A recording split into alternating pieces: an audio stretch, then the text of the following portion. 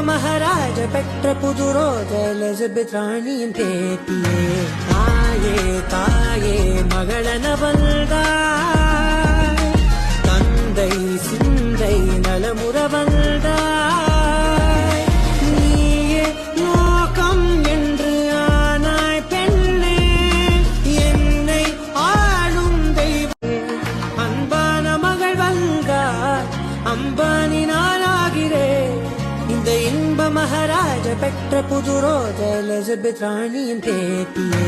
தாயே தாயே மகளன வந்தாய்.